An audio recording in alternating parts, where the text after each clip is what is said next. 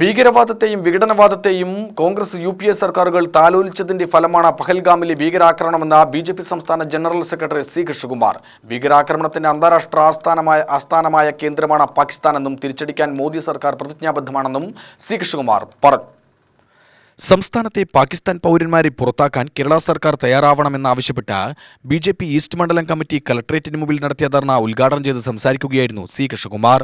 യു.പി.എ സർക്കാരിന്റെ കാലത്ത് 50-ലേറെ ഭീകരാക്രമണങ്ങളും 1500-ലേറെ മരണവും സംഭവിച്ചു. രാജ്യത്തെ ഭീകരാക്രമണം കുറഞ്ഞത് മോദി സർക്കാരിന്റെ കാലത്താണ്. ഭീകരവാദത്തെ ഉന്മൂലനം ചെയ്യാൻ കേന്ദ്ര സർക്കാർ കൃത്യമായി നടപടി സ്വീകരിക്കുമ്പോഴാണ് കോൺഗ്രസ് ഇടതു സർക്കാരുകൾ പിന്തുണ നൽകാതിരിക്കുന്നത്. പാകിസ്ഥാന് തിരിച്ചടി നൽകണോ വേണ്ടയോ എന്ന കാര്യത്തിൽ കോൺഗ്രസ് ഇടതു പാർട്ടികളിൽ ആശയക്കുഴപ്പം തുടരുകയാണെന്നും കൃഷ്ണകുമാർ ആരോപിച്ചു.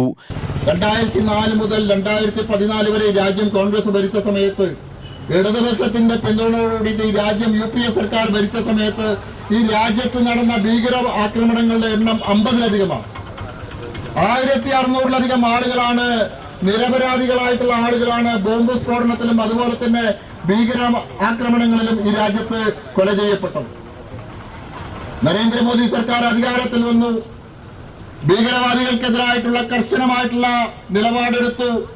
അടിച്ചമർത്തേണ്ട സ്ഥലങ്ങളിൽ അടിച്ചമർത്താനുള്ള നടപടികളുമായിട്ട് മോദി സർക്കാർ മുന്നോട്ട് പോയി.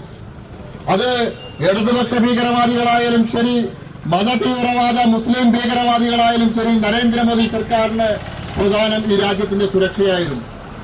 ഈ രാജ്യത്തിന്റെ സുരക്ഷയ്ക്ക് ഭീഷണിയാവുന്ന ഭീകരവാദം ഏത് തലത്തിൽ നിന്ന് വന്നാലും അതിനെതിരായിട്ടുള്ള ശക്തമായിട്ടുള്ള നടപടി അതേ നാണയത്തിൽ കൊടുക്കാൻ ഭാരതീയ ജനതാ പാർട്ടിയുടെ നേതൃത്വത്തിലുള്ള നരേന്ദ്രമോദി സർക്കാർ തയ്യാറായിട്ടുണ്ട്.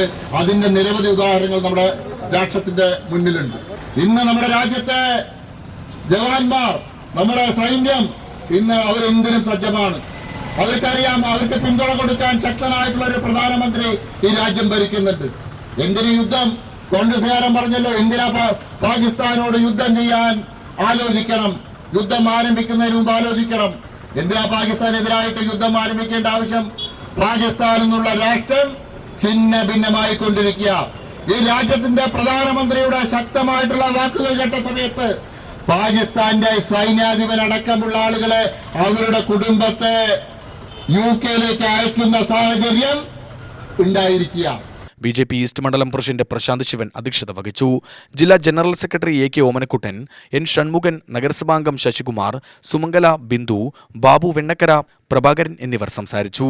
യു.ടി.വി ന്യൂസ്, പാലക്കാട്.